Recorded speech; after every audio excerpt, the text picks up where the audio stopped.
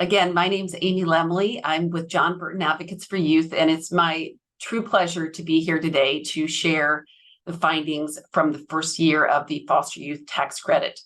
We're very excited to be joined by many people. There's a lot of interest in the program in its first year, and we're excited to share the results. Next slide, please. But first, the logistics, of course. We're using Zoom webinar. If you have any questions during our presentation, please send them our way. And some will be answering on the fly as we go, and then some will be collecting for our formal Q&A session at the end of today's presentation. As usual, this webinar is being recorded, and it will be posted on our website at www.jbay.org, our resources page, and we'll also send it out to all of our attendees and registrants. So we hope it's an interactive conversation. That's what always makes it the most interesting. So please, as you have questions or comments, just enter them into the Q&A section of the Zoom webinar. Next slide. All right, so today's webinar coincides with the release of a report that we're very excited about. You can see it on the slide here, California's Historic Tax Credit for Foster Youth, Assessing Progress in its Inaugural Year. And so that report was released and posted newly on our website this morning. We are very excited to have it out in the world for people to read, so we can all learn and improve over time to ensure young people who are eligible for the Foster Youth Tax Credit are able to receive it. So you can go there now, you can go there later, but it is available. All right, next slide we have here is our agenda for today. So I'm going to tell you a little bit about background and goals. Then we're going to hear about what strategies were employed in this inaugural year of the tax credit program. Then we're going to turn our attention to the findings. How many young people got it? How many young parents? What impact did it have on their income? What impact did it have on their poverty? All the things that we really care about and the purpose of the program. Then we're going to really try and understand what are the implications of these findings? What do they tell us about the 2024 tax filing season and beyond? What have we learned? What did we take away from this experience in its first year? Then we're going to hear from a young person who filed in 2023 to kind of bring some of these implications to life so that you can understand what it's like as a young person trying to access this program, what was easy, what was hard, and what we can do better in the future. And then we're going to share some information about preparing for the 2024 tax season. I think one of our biggest conclusions is we have to prepare early. And so I don't think that's a spoiler alert for anyone, but that is something we're already starting on today. And we're going to be intensifying as the fall and winter proceeds. So we're going to tell you what we're doing. We're going to invite you to participate in that process with us. And then we're going to go to Q&A. So I think it's going to be a great webinar, and I think we'll hopefully have a good time together this afternoon. Next slide, please. But before we do, I really, we do this with a lot of our projects, and this one really deserves taking the time to acknowledge and to thank many, many, many people. This has been an incredibly impressive outpouring of effort from all different kinds of people. I have three different categories that I want to acknowledge. This first category is our community partners. Each of the organizations on this slide have gone above and beyond. They quickly activated, they took their time, they took their money, they took their personnel, and they said, we want to make sure this new program is a success. And so we just could not do this work without each of these organizations. Some of them were VITA sites, some of them were outreach partners, others did self-filing events, but each one of them did a lot to make the inaugural year of the Foster Youth Tax Credit successful. Next slide, please. Our second very, very critical set of people to thank are our policymakers and our administrators. And I want to list each of these. Governor Newsom and his whole administration, the California State Legislature, former State Controller Betty Yee, current State Controller Malia Cohen, the California Franchise Tax Board, and the California Department of Social Services. This new policy went into effect for the 22-23 budget. And so in July 2022, it was formally state law. In 6 months, these policymakers and administrators, but really the state administration, put this program into place. And it's not a simple program. It requires individual foster youth to be verified. And it's complicated. You know, this is complicated stuff, but they did it. And we can't express our gratitude strongly enough. It's an incredibly impressive administrative feat that was accomplished. And so if you're feeling cynical sometimes and you wish we could do more faster, this is one example of a public program that was done very quickly and very well. And we want to make sure to acknowledge our public sector partners for that. So thank you very much. Next slide, please. And certainly, last but not least, are our philanthropic partners. Each of the institutions on this page provide us and our partners with resources so that we can be that connective tissue and that we can help promote utilization.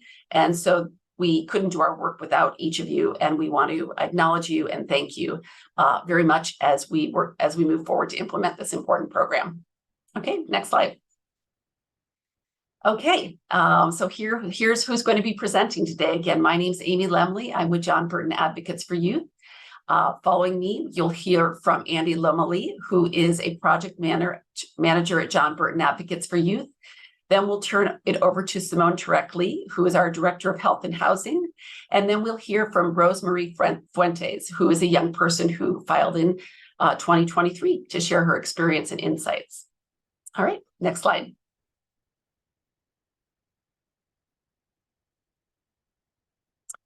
And the next slide. Oh, but before we do that, thank you very much. So that's a little bit who we are, but we want to take just a moment to hear where people are on today's webinar. So this is just a quick poll. If you could take just a moment to indicate what part of the state you're from. We want to know kind of what part of the state we're reaching and what part we need to make extra effort in. So if you could take a moment to indicate that, it'd really be helpful for us. We want a far statewide reach, and this will give us that information. So thank you.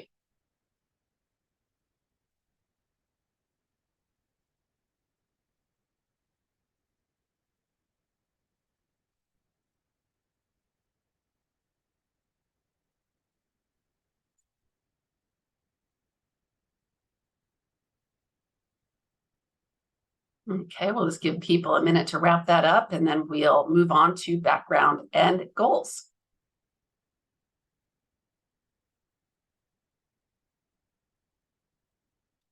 Thank you.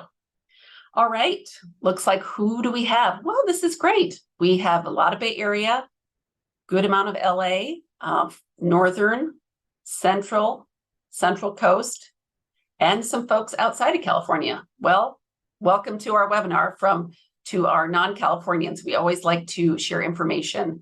So thank you very much for doing that. So now to backgrounds and goals. The goal of this, quite simply, is to promote utilization of the nation's first specific tax credit for foster youth.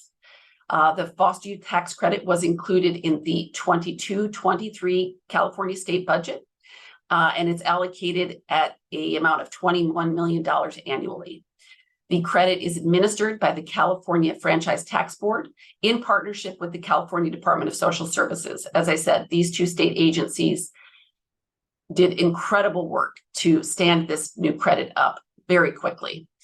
It provides, in 2023, it provided up to $1,083 for young people who filed their 2022 state tax return, were between the ages of 18 to 25 at the end of the tax year, were in foster care on or after their 13th birthday, so that's the eligibility criteria, and were eligible for the California Earned Income Tax Credit. And so in a nutshell, what that means is earning $30,000 or less. It's not quite that simple, but we don't need to go into a tremendous amount of detail there. So that's a little bit about the FYTC. Next slide, please. So the big question is, how many young people are eligible for this program? Department of Social Services provided data on the number of young people who meet those eligibility criteria, and that number was 67,225. Now, of course, that's a dynamic number. It will change, and we will request this figure once again, but this was the number for 2022. But of course, not everyone is eligible for it. Some young people did not earn $1. You do need to earn at least $1. And so to let you know how we estimated the number of eligible young people, we looked at the Cal Youth study in terms of what proportion of young people had any income over the course of a year. And it was about 81%. So conservatively, 55,402 young people are eligible. However, any young person that is claimed as a dependent on another person's tax return would not be eligible, and any young person who earned over $30,000 would not be eligible. So the number is likely smaller than that because we know that is the case.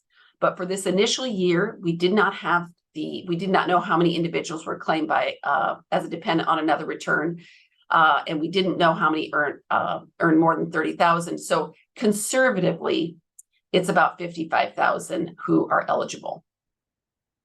Next slide, please. All right, so our goal really was to get as many of those 55,000 young people getting this tremendous resource. And we did a lot of different things this year. We piloted a lot of approaches, and we learned a lot in terms of what works and sadly what doesn't work. We learned that too. And so next I'm going to turn it over to my colleague, Andy Lomeli, to tell you about what strategies we utilized to promote utilization of the foster youth tax credit. They're summarized on this slide here, but he's going to go into more detail about those. So handing it over to Andy. Thank you so much, Amy, and thanks to everybody for joining us here today. If I can get the next slide, please. So in the first year of the foster youth tax credit implementation, JBay employed several strategies to promote the utilization. I'm going to talk about 5 specific ones today. Can I get the next slide, please? All right, so this first one was volunteer income tax assistance, or VITA sites. And these are specifically specialized VITA sites for current and former foster youth. So JBay, we helped to provide subgrants totaling about $220,000 to 7 community-based organizations to operate specialized VITA sites for foster youth. They were able to use this funding for staffing, site materials and supplies, food and incentives for youth, volunteer incentives, and all sorts of costs that may be required for self-filing. In addition to financial assistance, JBay provided technical assistance and training to make sure that the successful operation of the VITA site, including assistance with volunteer recruitment, scheduling, quality review of those returns, staff training, and then just individual consultation on tax-related questions that come from individual youth. So as you'll see here in this chart, we were able to partner with 7 particular VITA sites across California that we wanted to specifically shout out. That's the Community College Foundation and the Coalition for Responsible Community Development here in Los Angeles County, Voices in Sonoma and Solano counties, SF CASA in San Francisco County, Bill Wilson Center in Santa Clara County, Focus Forward in Fresno County, and Lutheran Social Services, LSS. They serve multiple counties across Northern and Central California. Altogether, these 7 VITA sites completed 817 tax returns for youth. That resulted in over $1.7 million going into the hands of current and former foster youth in tax returns. And I want to specifically shout out these organizations because these are organizations that had their full-time operations. They, were busy enough as it was, and they really stepped up to the plate and added this VITA site to their portfolio and really just did an incredible job. And I really just want to thank them for all their impressive efforts. Next slide, please. So this next piece was statewide outreach. And in addition to the specialized VITA sites for youth, JBay worked closely with 3 partners to conduct statewide outreach to current and former foster youth that they may be eligible for the foster youth tax credit. This partnership included subgrants as well as the execution of targeted strategies to ensure that youth were aware of the FYTC and that were knowledgeable about where they could go to receive assistance. The 3 statewide outreach partners formerly were iFoster, Think of Us, and California Youth Connection. Together, these 3 youth organizations conducted outreach to more than 30,000 youth, caregivers, and youth serving agencies in California. And folks, it really takes a village. I know we're shouting out these 3 particular organizations, but there were so many organizations across the state that played such a vital role in the outreach, that sent emails, that reached out, had phone calls with folks that they knew were eligible. And we really just want to thank everybody. I know there's a lot of folks on this webinar as well that really stepped up to the plate and got the word out in this first year of the foster youth tax credit. So can we get the next slide, please? All right, this next one, something near and dear to my heart, was the self-filing events. So to further promote utilization of the foster youth tax credit, we partnered with several community-based organizations to conduct self-filing events. These events provided groups of about 10 to 30 youth with in-person and virtual guidance as they completed their own tax filing. Volunteers were trained by the IRS and were available to assist youth and answer commonly asked questions. JBay provided subgrants to pay for event-related costs, and staff, including myself, I had the great honor of serving as an event volunteer to address tax-specific issues as they came up from the youth. There were, in some cases, youth that required more specialized assistance, had very technical questions about their tax returns. And in those cases, we were able to direct them to one of those VITA site partners. Together, all of the partners that we worked with in these self-filing events assisted more than 275 current and former foster youth.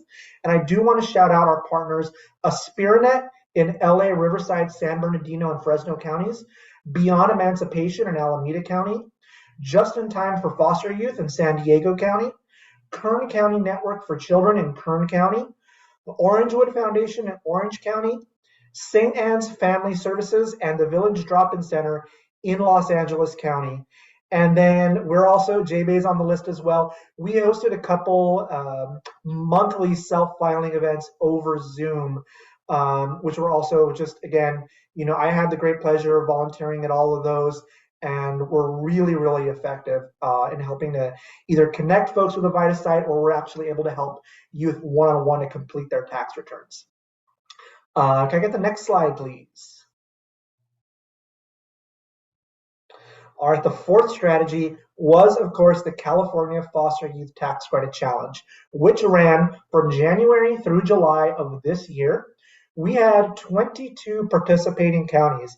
And what's really great that I want to highlight about these 22 counties is that these 22 counties represented 80% of all youth in California that were eligible for the foster youth tax credit. This was just a friendly competition amongst the 22 counties to see who could reach the highest foster youth tax credit claiming rate. We did have winners. We're going to get into those, and we're going to list those 22 counties in just a second.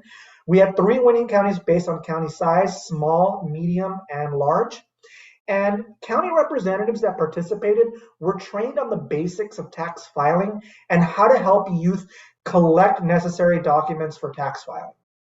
They developed individual plans for the county to identify eligible youth and refer them to, again, either a specialized VITA site or to a self-filing event. Lastly, they received assistance in developing county policies to document their outreach and referral process to ensure that this continues on in coming years.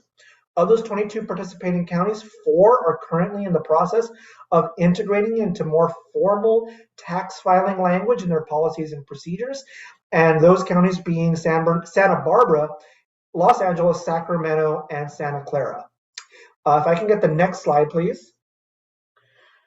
I'm going to run out of breath listing all these 22 counties, but I'm going to go for it. The 22 counties that participated are Alameda, Butte, Contra Costa, Del Norte, Fresno, Humboldt, Imperial, Kern, LA, Napa, Nevada, Orange, Sacramento, San Diego, San Francisco, San Joaquin, San Mateo, Santa Barbara, Santa Clara, Solano, Stanislaus, and Yolo.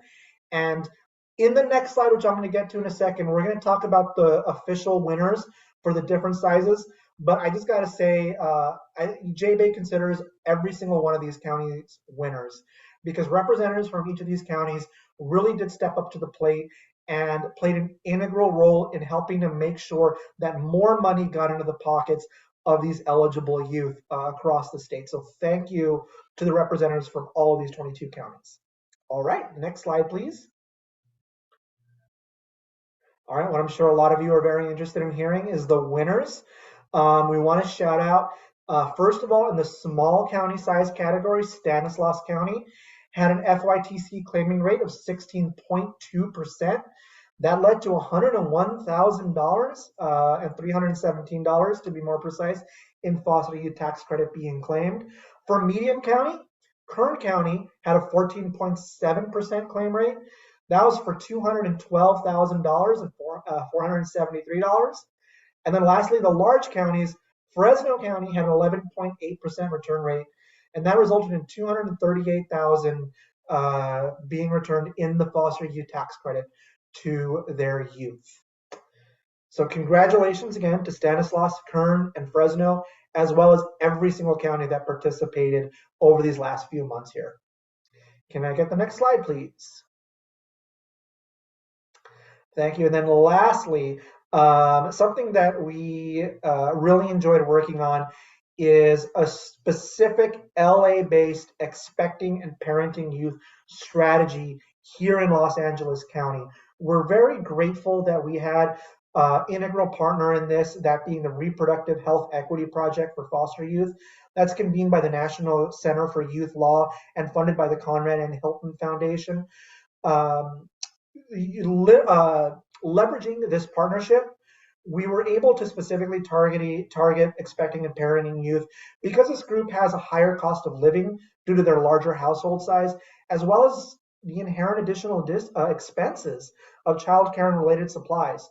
Custodial parents do receive significantly higher tax refunds due to additional state and federal tax credits, and JBay focused its work on assisting expectant and parenting foster youth in LA County in partnership with our rep partners, and I do want to shout them out, those specifically being LA County Department of Children and Family Services, the Alliance for Children's Rights, Public Counsel, Children's Law Center of California, and Black Women for Wellness.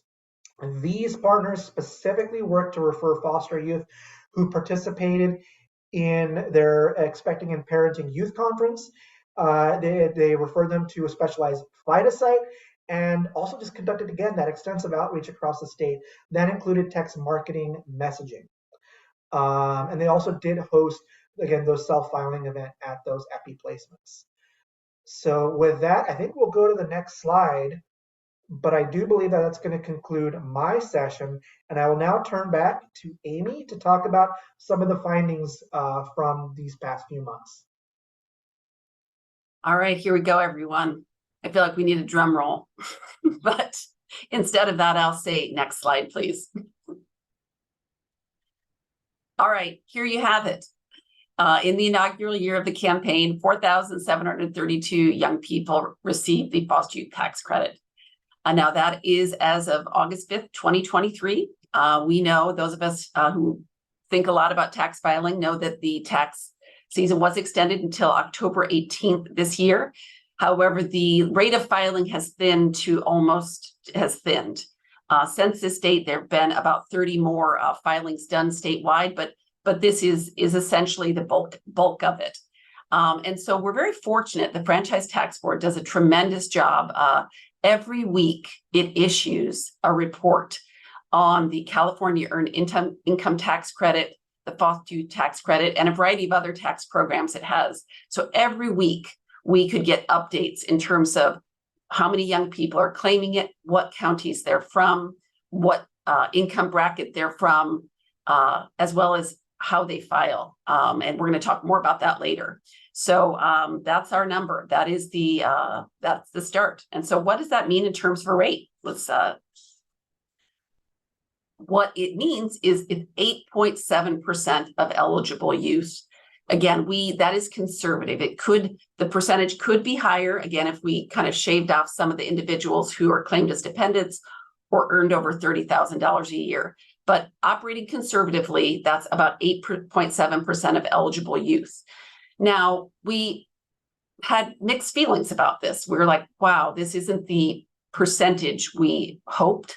And so we did a little looking into rates of claiming for other tax credit programs. Specifically the California Earned Income Tax Program. And a really good study was done a few years ago looking at the rate of receipt of the California Earned Income Tax Credit Program among CalFresh recipients. And it is about 53%, which is higher than 8.7%, but it's not 100%. And now that is a program that has been in existence since 2015, and it's a much more population-wide program. So it helped us have some context in terms of a very well-established, much larger program is hovering around 50%. Now we want to exceed that certainly, but it gave us a little bit of context about how to think about this first year of the program. Next slide, please. So here you have it. The county receipt rates ranged from 4.8% to 19.6%. So if you're like me, you probably want to know, well, what about my county? So on page 8 of the report, you can see a full list of the claiming rates by counties. And what you have is 33 counties had 11 claims or more. 25 counties, however, had less than 11 claims. So what you'll see is those counties, the numbers are not reported because of state masking requirements. Now, many of those counties that had 11 or fewer claims are there's a very small number of foster youth in those counties. And so one point of view could be like, well, there's a very small number, so we can use our resources to reach every one of them. But the reality is there were a handful of counties that weren't extremely small, but also had less than 11. And so the good news is that gives us information about where to invest our effort in 2024. We're not interested in shaming or blaming. We're interested in learning and improving. And so that is what we ask of everyone, the kind of mindset to have. This is the first year. Tax filing isn't really thought of as a social service intervention. And so let's kind of, have a growth mindset and start from this base to grow forward. Now, that being said, what you have in front of you here is a scatter diagram. On the left, on the x-axis is the number of young people in care, and on the y is their rate of receipt. And you'll kind of see there's a lot of clustering. And then as counties kind of get larger, the rate goes down. And you saw that in the presentation that Andy did, where, of our 3 winners, the larger the county gets, the kind of lower the rate of receipt gets. And that's partially due just to the kind of complexity of going out and conducting this work with so many young people.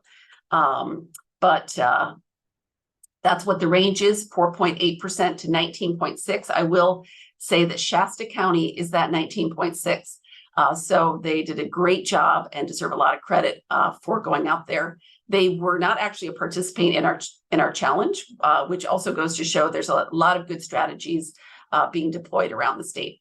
All right, next slide, please. We had special interest in the number of young people who received the foster youth tax credit who were custodial parents, and statewide it was 23.1%. Now, we don't have this data available on a county basis. The Franchise Tax Board very generously did this special data run for us. It looked at statewide and it looked at LA County because it's such a large jurisdiction. And so statewide, it was 23.1, And in LA County, it was almost identical. So we really, we have at least some reason to believe that about a quarter of young people in any given county who receive that foster youth tax credit are custodial parents.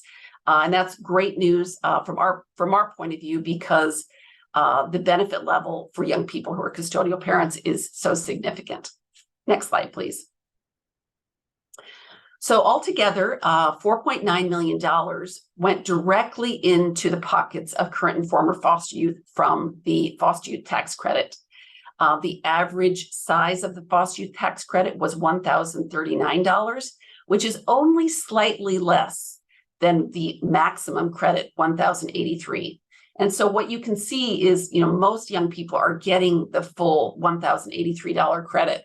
And it starts to decrease as you get higher up on the income eligibility scale. But you're really seeing that almost everyone is getting almost the full tax credit.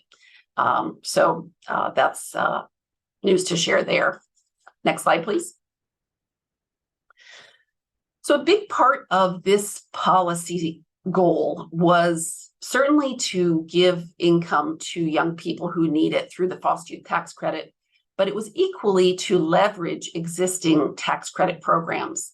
The idea was, if we can bring young people into tax filing, they can receive the foster youth tax credit, and then they can also benefit from other great tax credit programs. And so here on the slide, you have an example of some of these tax credit programs. They might have been coming for the foster youth tax credit, but then they were getting some of these other great credits. So the Federal Child Independent Care Credit, the California Young Child Tax Credit, the Federal Child Tax Credit. And next slide, please. Then we have federal education credits, the Federal Earned Income Tax Credit, which is the equivalent of our state credit, and then the California Earned Income Tax Credit. And so, it's really one-stop tax credit shopping. You fill out that federal and state income tax return. You don't have to indicate an interest in one of these programs. It's all kind of calculated for you.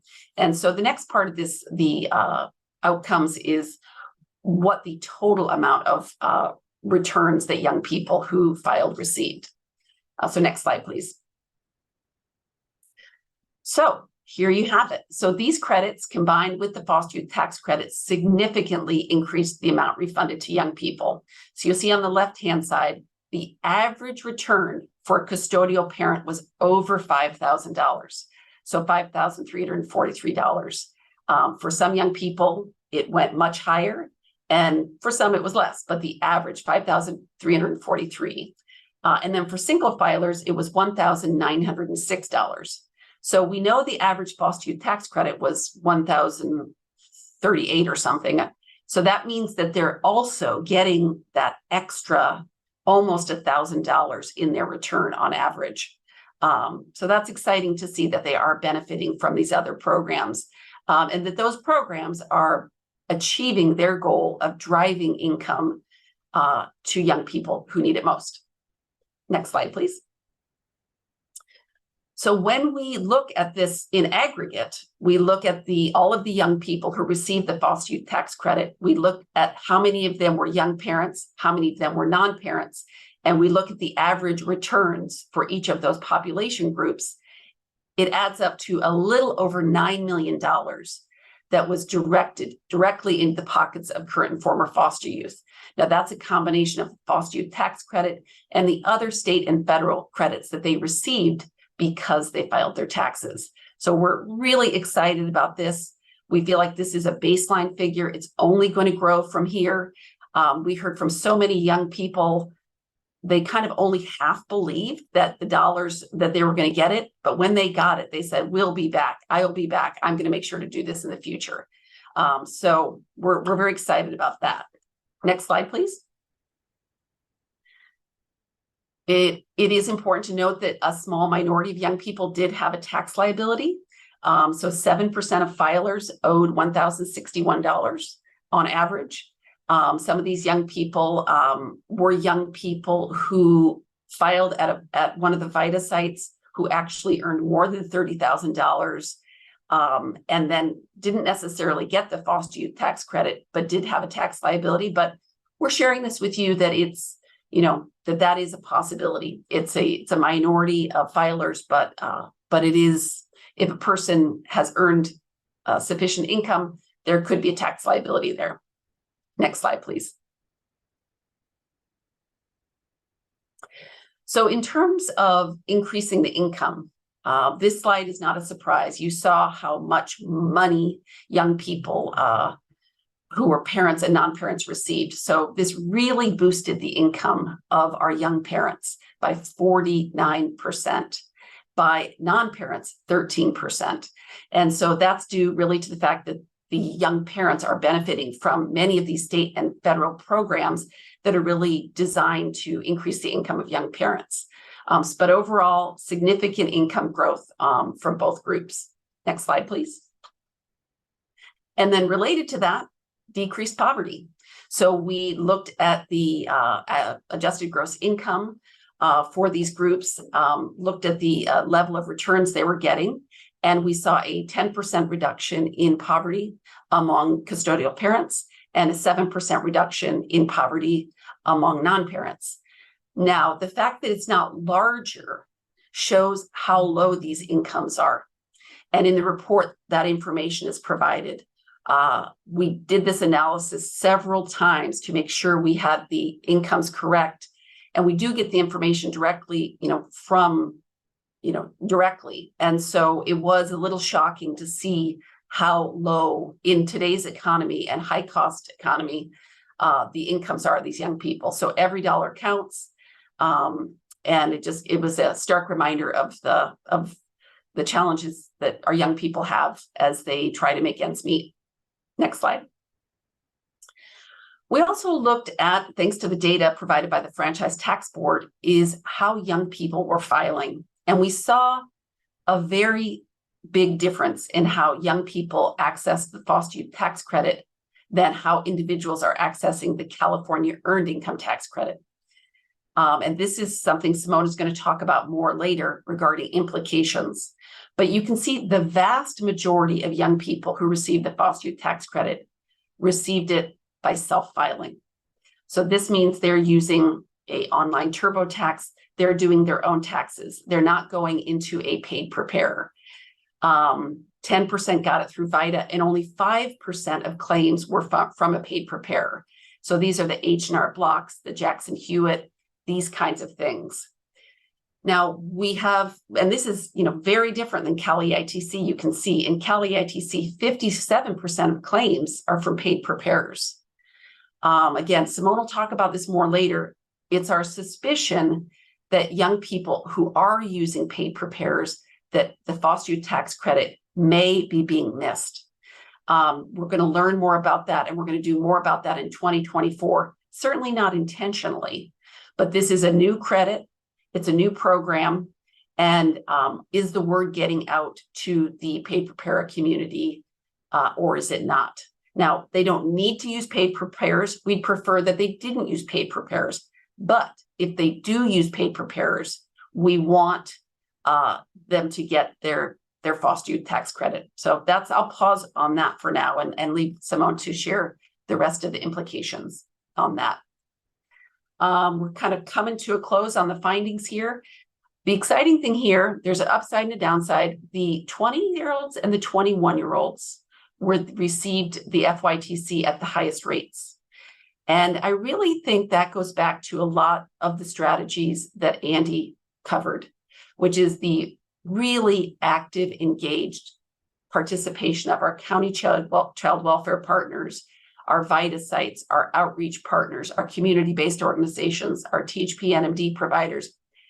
Those young people who are in extended foster care, they appear to have gotten the message. They're the highest level of receipt. It does go down just gradually until age 25. These young people aren't as connected to the programs. They aren't as connected to the programs. Yeah, and then someone's making a point, just as I'm presenting, the 18 to 19-year-olds definitely more likely to be dependent on another person's return. So that's an excellent point to add. Next slide, please. So my last kind of finding is really just going to be about prior year tax returns. It's almost is so boring, I want to stop talking, but it's something really important and something I really want to emphasize today. When young people came into our VITA sites, they did their 22 return, and then these amazing volunteers did their 2021 return and their 2020 return. We had young people walking out with 5, 7, 10. One young person walked out with $12,000. The role of prior year returns cannot be understated. And here you have a little table about it. So the 7 VITA sites did 518 2022 returns. But look at what the 2021 and 2020 returns are, and look how much money. So that those 2021 and 2020 returns brought the young people. So the general message that I'm trying to communicate is we really learned about the importance of emphasizing prior year returns. And you might say, oh, that's water under the bridge. I don't know where that paper is. It's all too complicated. It's worth the effort. And these really highly skilled VITA volunteers do an amazing job piecing that together and making sure young people get the money that they're eligible for. So again, over $700,000 or almost $700,000 of the total amount of returns from the 7 VITA sites was from prior year returns. So we are really excited to see that and really grateful that they made the time and effort to go back and do that work and make those resources available to young people. So those are the findings that I'm going to share. And now I'm going to turn it over to Simone, who can help us understand kind of what it all means for the future. Thanks, Amy. Good afternoon, everyone. I'm Simone Turek-Lee. I'm the Director of Housing and Health here at J-Bay, and it's been just an amazing experience to watch and participate in implementing this first of its kind tax credit. So I'm going to discuss kind of just the high level implications that we've pulled from all that we've collectively learned, us and many of our partners, this past tax season. So, and this will kind of revisit the data that Amy just presented and discuss it a little bit. So the first implication here is the first year rate was low, but it was respectable. And I know that when you see 8.7%, kind of almost, a little less than 5,000 young people filing, it feels pretty low. It is low. I think we want to definitely put it in context. So Amy shared earlier that our 3-year goal, sort of as we help jumpstart the implementation of the foster youth tax credit, is really to reach 10,000 youth by the 2025 tax season. Of course, we want to see it go beyond that, but that's sort of our initial implementation goal. In this first year, we're almost halfway there. And, the statewide percent of eligible youth, like I said, who received the credit is 8.7. We've conservatively estimated, like Amy shared earlier, the eligible population, because we really as a state don't know how many youth are ineligible because they're claimed as a dependent on another tax return. We don't know what that figure is. We do know what the figure is, what the proportion of foster youth that have earned at least $1 is. So that's really what we're going off here. So like Amy shared earlier, we know that the eligible population is actually a little smaller than what we're estimating it to be. So when we calculate that percent, it's like she said, it's a conservative calculation. But another important point I think to make here is that low uptake in year one is totally normal. Much larger, well-established tax credit programs that target populations that are actually much more likely to file their taxes also experience low rates of utilization, particularly in the first few years. So I still feel really encouraged and excited by seeing this 4,700 number that we know is continuing to creep up as we reach October 17th. Not too much, but we're almost at that 5,000 mark, and I'm just thrilled that number of young people is getting this money owed to them by our state government. That's exciting, and we know it's going to continue to increase. And I think another highlight here is that all of the young people that filed and got that funding this year, I would bet money are going to do that next year. I would. If I filed my tax return and got like a guaranteed amount of money back, I'd certainly do it the next year. So I think we're there, and then it's getting everyone to get the word out to all of their peers. So outreach efforts for the foster youth tax credit varied across counties. So the key to raising the percentage of youth receiving the foster youth tax credit in your county, a big part of that is strong and thorough outreach. The map on the slide shows that 33 of the 58 counties in California had 11 or more foster youth tax credits claims filed, which means the majority of county child welfare agencies and their partners conducted outreach to potentially eligible youth. Of the 25 counties with fewer than 11 files claimed, 20 had very small foster youth populations. So it's sort of understandable that they have really a small number of claims. But 5 do have sizable eligible populations and did not even have 11 youth files. So I think the key here is, particularly in those counties, we really want to kick up outreach, and we really want to kick up outreach everywhere because we can all do better. That was really the point of the Foster Youth Tax Credit Challenge, was let's set a baseline rate for all counties. Let's all go out and set our baseline rates, and then let's beat ourselves next year. Every county that participated in the tax credit challenge, their goal next year is let's beat ourselves last year. Let's improve our that baseline number. And as Amy shared earlier, rates of receipt ranged, up to 19.6. This was really due in large part to the challenge. We really want to encourage counties to participate, and we'll talk a little bit more about that later, but we really want to encourage counties to opt in. It's a friendly competition. And like I said, it's really about competing against yourselves and beating your rate, making it higher and higher each year. So the foster youth tax credit achieved its policy goal for those who received it.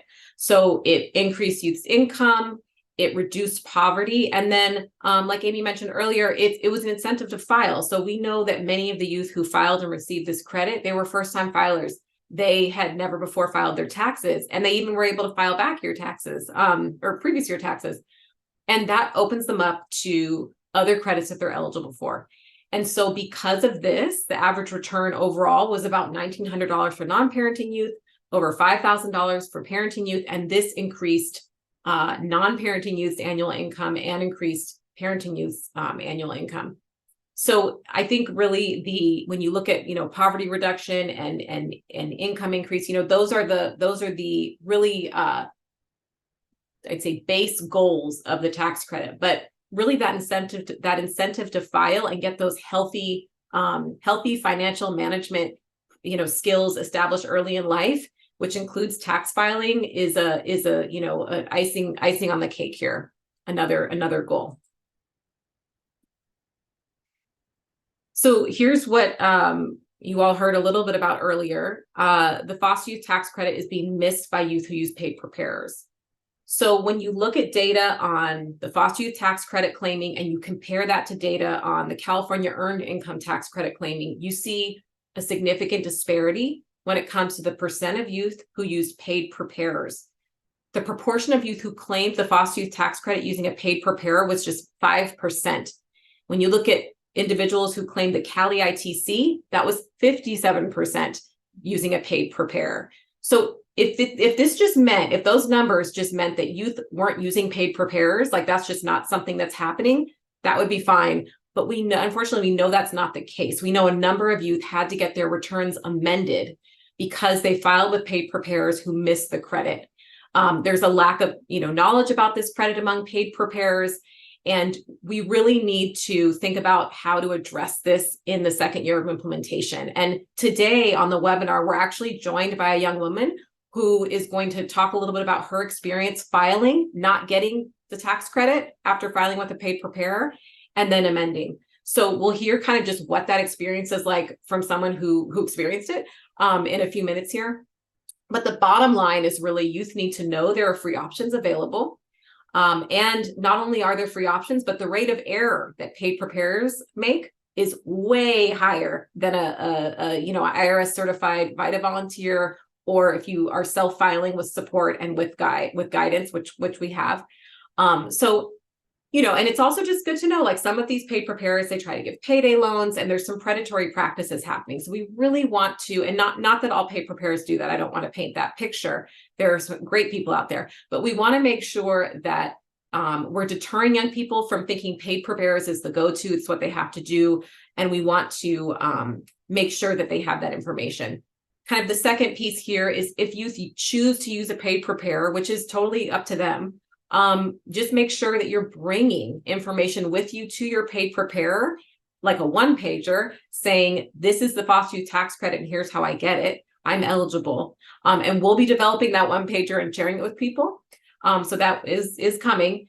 And then number 3, if they do miss the credit, file that amendment. And you can do that. You can visit a VITA site to do that. You could go back to your paid preparer for the amendment, I suppose, but you can go to one of the VITA sites. They can help you file that amendment.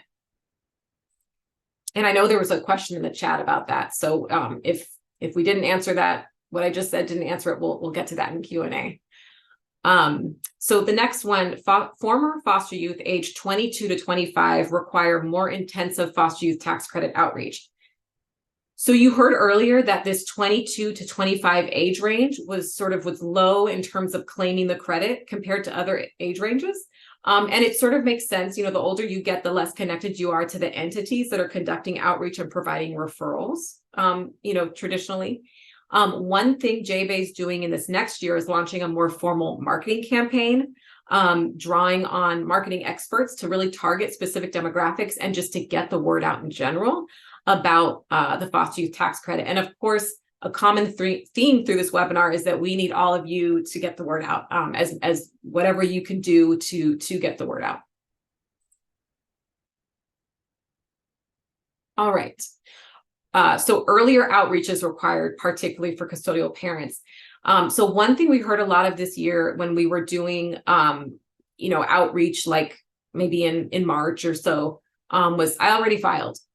And people are filing some at the very beginning of tax season, some wait to the very last minute. At the end of the day, we want to catch everyone before they file. Some people are actually on top of things and they file in the beginning of tax season. And and this is anecdotal, we heard this a lot from custodial parents. I already filed. And maybe that's because custodial parents are more likely to file because there's more of a tax benefit there for them. We know a lot of young people may not be filing. Maybe they're more likely to if they're custodial parents. So we definitely want to catch young people before they're filing to make sure that they get the credit. So we'll be working with all of our great partners to do earlier outreach. And in terms of specifically reaching expectant and parenting youth, there's information on the screen here. We're doing a few things to really try to get the word out to them. So one is working with counties that are open to including some sort of physical insert in the payment envelope that goes to youth that get an infant supplement or an expectant parent payment. So that's one thing that a county could do. You could also put it in all of the SILT payments. So that would be for all youth in supervised independent living placements, not just parenting youth, obviously, but getting, physical, like a little one-pager or brochure or something that says there is $1,000 for you if you file your taxes. Here's how to do it, is a great idea. And if counties are interested in doing this, we have, a template for it. We are happy to work with you on that. And just reach out to us if this is something that you are considering or that you want to learn more about. So filing previous year's tax returns significantly increases youth's income. As you heard earlier, a full 40% of tax filings completed at one of the 7 specialized VITA sites was for a prior year return. These 2 years of prior tax returns provided an extra $685,000 roughly to the 299 youth who filed prior year returns. And that's an additional, an average additional refund of nearly $2,300. So that's good money. We want to make sure that when people are talking to young adults about filing, if this is their first time filing, you may want to ask them, you may want to encourage them to file past year returns.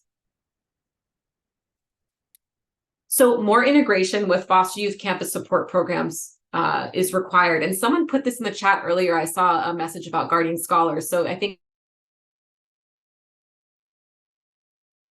our support programs on this webinar right now. So this is, if this, this one's for you. So if you're on the webinar, please join, think about how we can partner. But you've probably realized this if you work for a Next Step program. eligibility for the Next Step program, which is it's just been expanded to all of California's community colleges, 116 community colleges in California. All of them are now can have funding for the Next Step program. And this program has that same eligibility where you have to be in care on or after your 13th birthday. So this is very aligned. So if you work for Next Step or really for any campus support program for foster youth, we should be talking. You should all be checking in with youth in your programs about filing taxes and making sure that they're aware of this credit. Because there's also other credits there for them. There's the American Opportunity tax credit, the Lifetime Learning Credit. So students can benefit from filing their taxes, and we want to make sure that they have that information.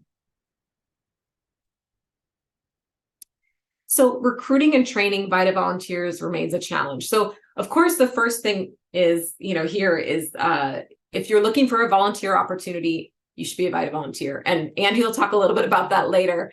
And we've got such a great group of dedicated volunteers that volunteer at these sites. I mean, the organizations that run these sites rave about their volunteers. This is an amazing group of people, and it's an amazing volunteer opportunity. But one challenge we've had this past year is really getting the sites had challenges getting volunteers trained kind of in a seamless, accessible way. You're sort of like piecing together local training. So what we're doing to address this year, because remember, these are IRS certified sites. There's specific training that these volunteers have to go through. So what many of the sites are doing this year is partnering with a San Diego-based nonprofit that trains VITA volunteers, and to avoid the sort of piecing together of training based on what's offered or not offered locally. So increased use of self-filing events may increase foster youth tax credit receipt. So you've probably, ascertained that in year one of this project and of our work sort of preceding this 3-year project, we've really focused heavily on building VITA infrastructure. And we're so thrilled to have so many great partners doing that work, because it really assists young people who are first-time filers, who have kind of more complicated tax situations, or really just need that one-on-one support. But the reality is many youth can self-file. So now that this sort of VITA infrastructure for foster youth has been established in a number of counties, in year 2, we're really increasingly adding in this self-filing strategy, or putting more emphasis on it. It's the most common way that young adults file. And, again, if you don't have a complicated tax situation, and if you're not filing for the first time, self-filing really is not that difficult.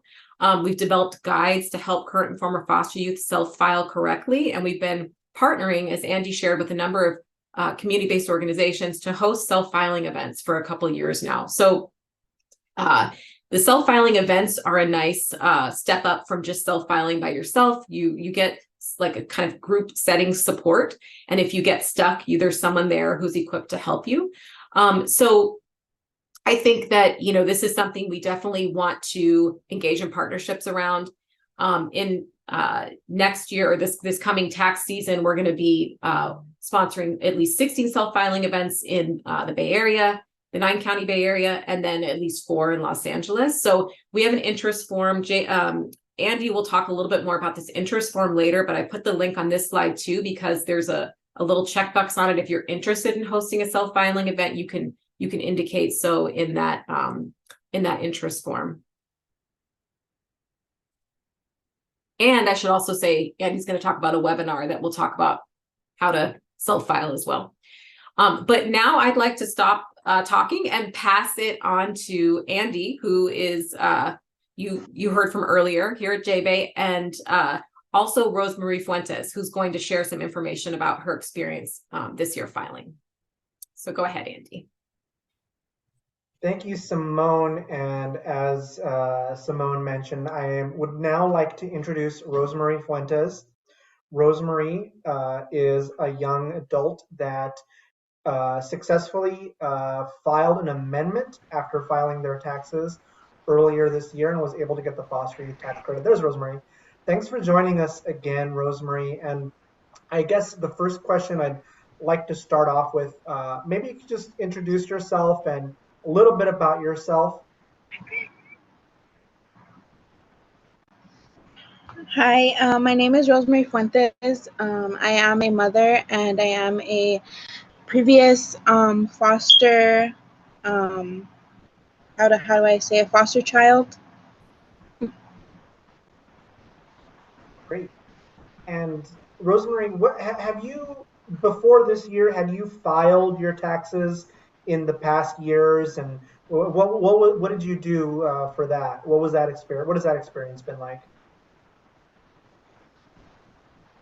Yes, I filed in the past with a tax preparer, and my experience was it was good. I would rather say that my experience with the foster youth was actually better than the one that I actually paid for, because not only is this program free, they give you more credits and to see what else you could qualify for. Like, for example, my tax preparer didn't let me know that I was able to qualify for foster youth tax credit.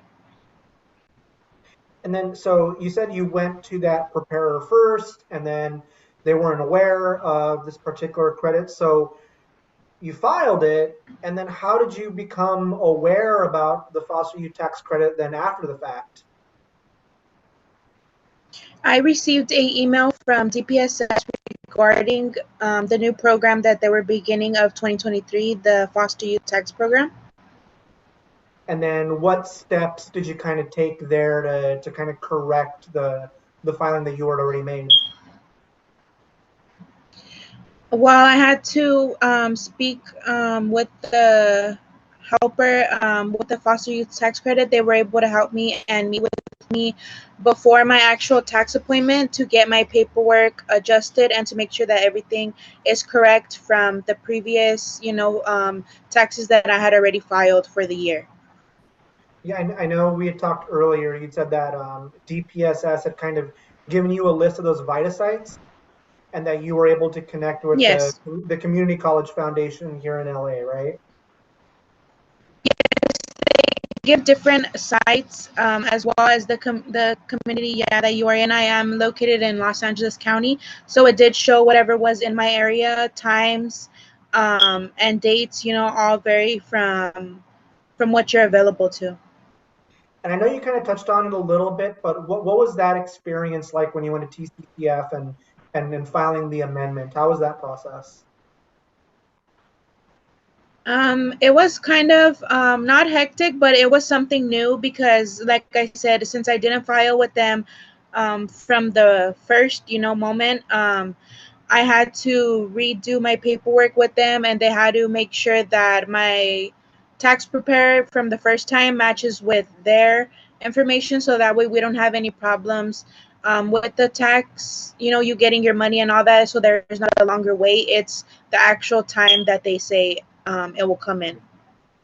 Great. And now, so big question. You got your you got your refund originally, you had an amount, and then you went and you did the amendment. What was the difference in your refund between that first return and then the amended return with the FYTC? So the first time I filed with the tax preparer, I was my first amount was about 5,200 because I did file for me and my two children.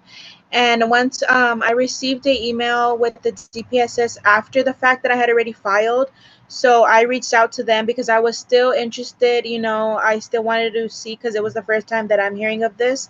So I reached out to them and told them, hey, I already filed. Is there anything that we can do? And they told me yes, that there is. I can do an amendment file with them, and they were still able to help me out a lot with it.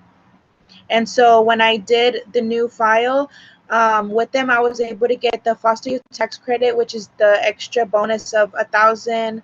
I'm not quite sure the exact amount, but it is 1,000 something dollars.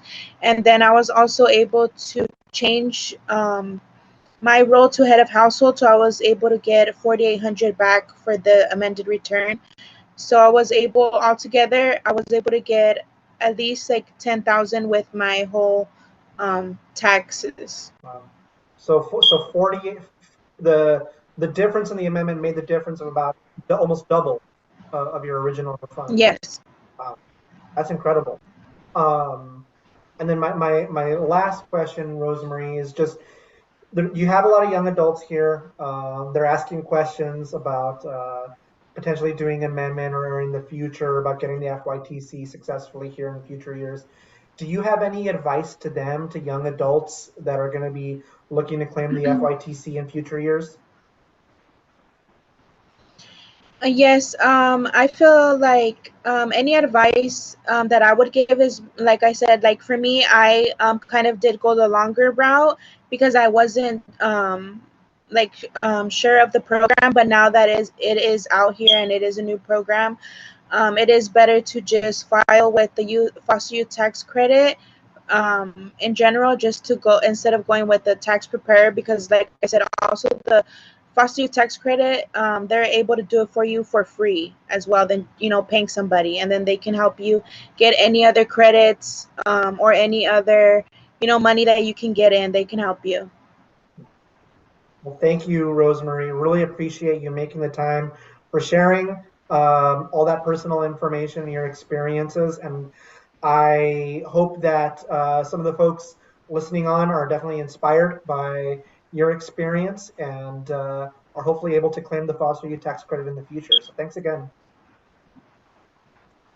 Thank you. All right. If I could look at the next slide, please. So we do want to touch a little bit about preparing for the 2024 tax season. You've been hearing about all the wonderful work we've been doing here in the past year, and I'm sure you're wondering, okay, what are we going to do? How can I get involved? How can I potentially get the tax credit? How can I help folks get the tax credit? So the first slide I want to highlight is the opportunity to become a VITA volunteer. Um, this is going to require that you attend training, you take the certification test. You're going to choose weekly volunteer days and or times, either virtual or in person, that you'd be able to help a young person. And then ultimately, you are helping a young person file their taxes and claim their money. I, again, had the privilege of doing this past year. Extremely rewarding. You learn a lot about taxes and how to file taxes and how to make sure that each youth is able to claim every credit that they qualify for specifically, as Rosemary alluded to before. There's a lot of things that you can miss, and we definitely don't want, we want to make sure these youth don't miss out on any potential credits they could benefit from. There are 4 particular opportunities that we want to highlight. If you want to serve Contra Costa, Sacramento, San Joaquin, Shasta, or Stanislaus counties, you can reach out to LSS, Lutheran Social Services.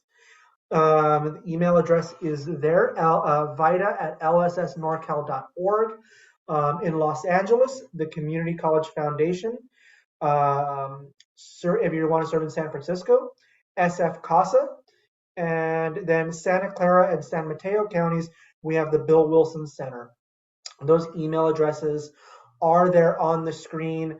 We will be sending out the slide deck later today as well, so you'll be able to get their information. But again, just highlighting LSS, the TCCF here in LA, SF CASA in San Francisco, and the Bill Wilson Center in Santa Clara and San Mateo. Next slide, please. And we want you to save the date for November 1st. We're going to have another webinar, and we're going to be kicking off the 2024 tax season, talking about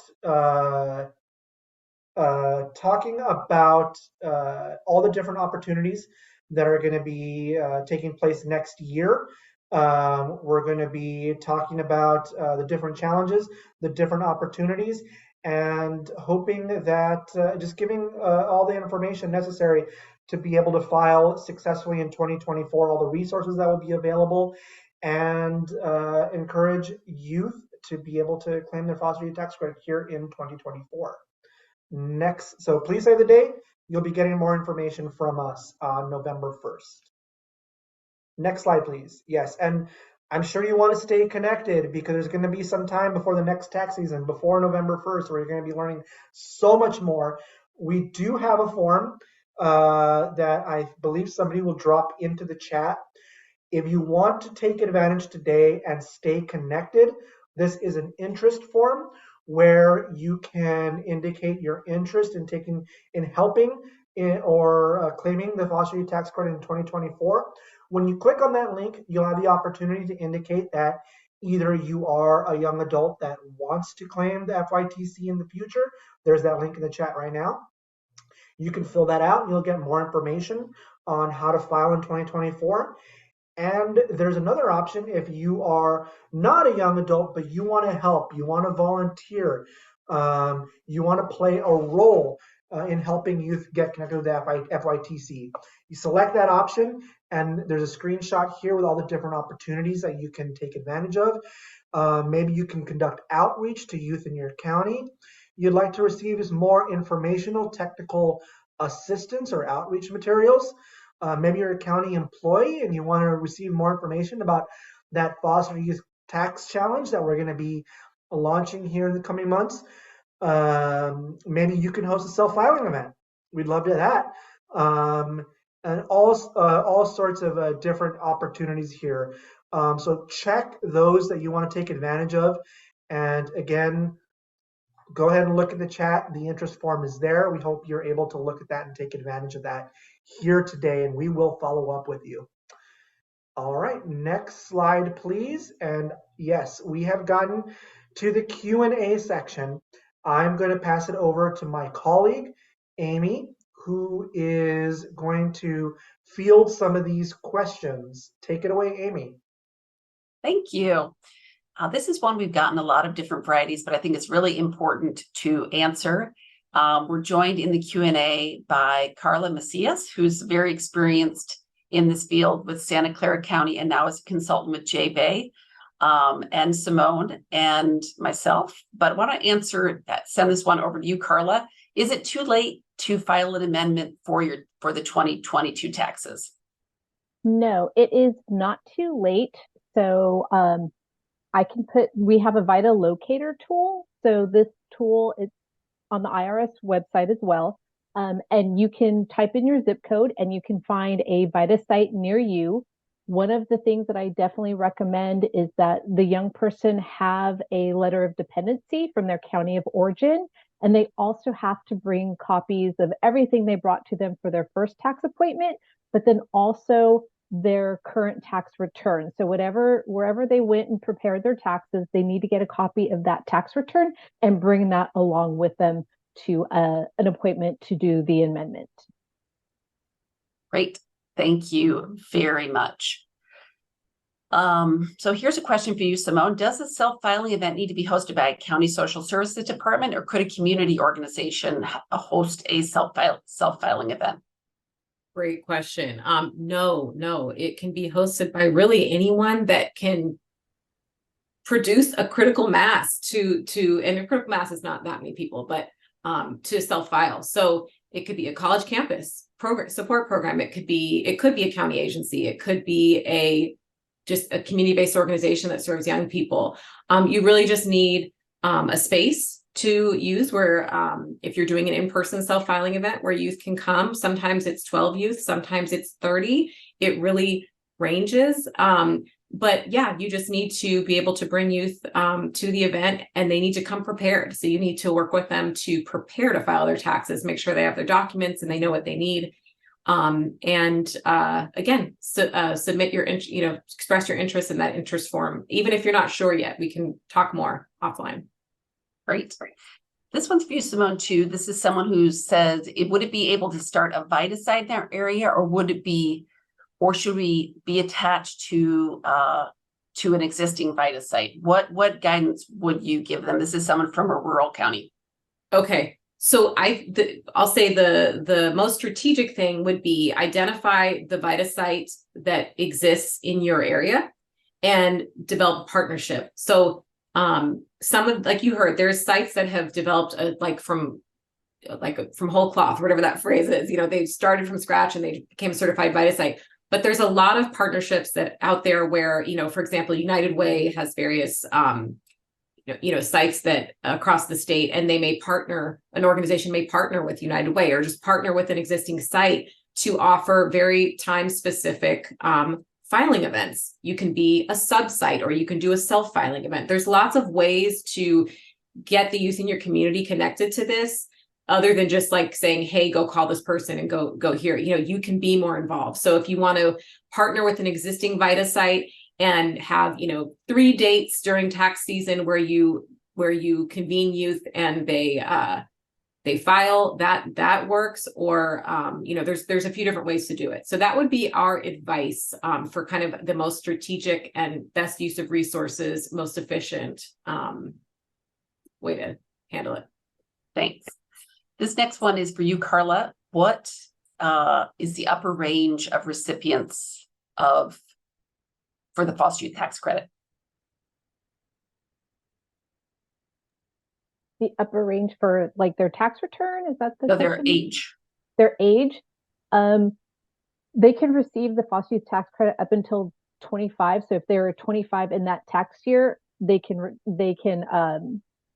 file for their taxes that following year, and they can receive the foster youth tax credit. I mean, we were luckily, I mean, there's a lot of young people who, you know, definitely received the foster youth tax credit, and if they had children, they received, you know, additional credits. So, I mean, we had a wide range. We saw a lot of young people that definitely came, you know, left with a return, you know, up to like $2,000, which was really great for these foster youth. And so, yeah, and I think the age range that a lot of what we found is we had a lot of young people who were around like 20, 21, that was like the highest population, I believe, of young people who came and filed with the VITA sites that we worked with. I hope that answers the question. Yep. This one's also for you, Carla. What is the best free tax site to use for clients? I would say myfreetaxes.org. That is the platform that, you know, we use. JBay has the self-filing guide with the myfreetaxes.org. And it also is the platform, it's TaxLayer, and that is the platform that the VITA volunteers get trained on how to use. So it's, you know, the platform that I know. I've been a VITA volunteer now. This will be going into my 4th year of doing taxes for foster youth. So it's definitely, you know, the platform I'm comfortable with. I know a lot of young people also use TurboTax. But, you know, and that sometimes can get hard to find the free platform in TurboTax, but definitely myfreetaxes.org is free, as well as the VITA services. Now, the next one, stay with you, Carla, too. What if someone goes to the VITA locator and there's not a VITA site? So how can they do amendment there? Because we know there are VITA deserts. We know that VITA sites are not equally accessible around the state. And we know that even though the tax filing deadline is October 18th, many VITA sites are not open. So what guidance would you give them if that's a situation? Well, definitely, you know, again, if you use a locator and you cannot find something near you, maybe expand the search a little bit, because I believe when you go in, you type in your zip code, you can, you know, add how many miles away you want to look for. So I would definitely try to, you know, go out as far as you can with the miles. And if not, look for a neighboring county. There might be a neighboring county that provides, you know, that is going till October, you know, to file taxes. So maybe finding a neighboring county that can help support you. And if you're a young foster youth, maybe you have a support person that can help drive you to that county to get your taxes done. And, you know, or even call them yourself and see if they have virtual appointments. So some VITA sites do have virtual appointments. So you might want to inquire them as well, as like, can they meet with you virtually to do your taxes and to do your amendment? Well, and in LA County, isn't CRCD open until October? Yes, I believe CRCD in LA County is still open. So we can also refer you to that agency. Mm-hmm. And is there any one of our 7, Simone or Carla, that are open until October? Is it just CRCD? Or is it Voices as well? I know CRCD and I believe Bill Wilson, and we would have to double check, but I believe Bill Wilson is open all year round as well. All right, well, we'll include that material in the follow-up so that you can reach out if some of the 7 sites are still open. Next comment, we have had a couple of youth that contacted us last month that stated that our VITA site in our county never contacted them, and they're no longer taking youth. yeah, can I get assistance somewhere else? And so this is, I guess I want to make a comment about people who have strong, someone put in the comment that if you go to a paid prepare and ask for amendment, then they charge you again, which is kind of funny. They missed the original one and they're going to charge you a second time. So the reality is, again, we don't necessarily want young people to use paid prepares, but even if they pay the fee, they're still going to walk out with hundreds and hundreds of dollars. We can't let the enemy be the best of the good, because there isn't enough VITA capacity. Now, many other people would say, don't even say that, Amy. But the reality is, if they didn't get the foster youth tax credit, it's over $1,000. It's best to get it free. It's best to go to a VITA site. But something is better than nothing. And then just chalk it up to learning something. And then next year, when the VITA sites have more capacity, that's one thing I just want to put out there. But again, I know many people I'd be struck down, because we're really trying to have young people utilize the free sites, but there isn't the VITA capacity all around the state, unfortunately. So next question for you, Simone. If we host an event, does it need to be in a computer lab? I don't think it needs to be in a computer lab. So I think and Carly, you might be able to provide more detail here, but there does need to be computer access. So whether youth bring a laptop if they have one, or your organization provides computers, that is something that's necessary. So whatever, method you use, that's what you need. So if it's doing it in a computer lab or not doing it in a computer lab, and knowing that works, or if you have loaners that you can use. But Carly, is there anything you want to add there about kind of things that you've arranged with past self-filing events when people didn't have access to computer lab? No, yes, exactly like you said. If they have access to computers at the site, if an agency has, their own computers there, we just want to make sure that young people have some privacy, because they have personal information. So we definitely want to have some distance between the young people, because again, like I said, they are, they have personal information there. But yeah, if they have computers on site, we encourage young people to bring their own laptops. Some young people do it on their phones, which is very difficult sometimes, but they can also do it on their phones as well. Okay. So the next question is also about a self-filing event. Is who helps the young people? Are there people who help with the filing taxes? Are these organizations being asked to do this alone, or what support is available for them? And Carla, can you talk to us about that?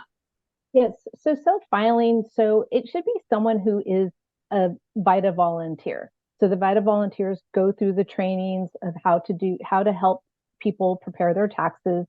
So, those are the people that should be helping young people file their taxes, because there are, there might be some complicated situations with, 1098Ts for their education, 1099s for self-employment. So it should be someone that has training in preparing taxes. So, and along with that, I know this is going to be a topic that we talk about on November 1st about how to do self-filing events.